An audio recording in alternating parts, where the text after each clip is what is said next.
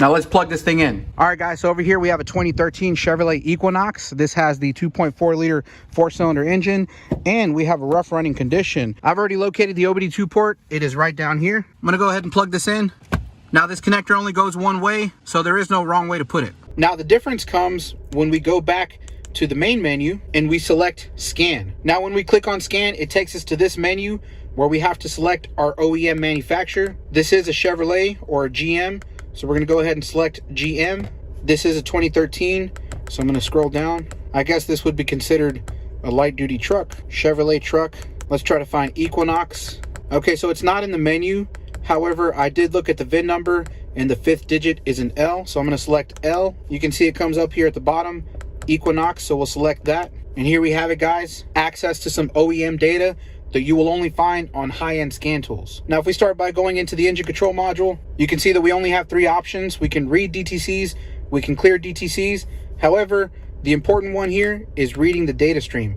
So we're gonna click on this. I'm gonna show you guys how much data that we can actually gather from this little scan tool. So these are sub menus. So if you go into here, this is engine data. So I'm gonna click enter. Now take a look at the number of data PIDs that we have in the engine sub menu alone.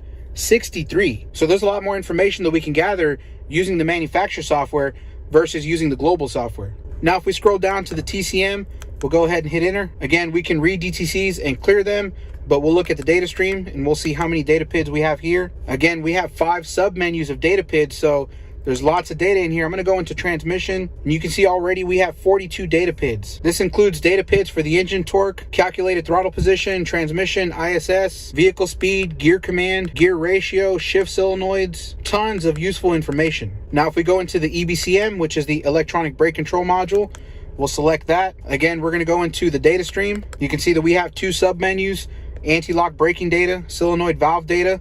So we'll go into the anti-lock brake. You can see that we have 22 data PIDs that include the voltage for the ABS pump motor, the brake pressure sensor, and the wheel speed sensors. Now going into the airbag control module, again, we're gonna choose the data stream. Check out how many submenus we have. We got 7 of them.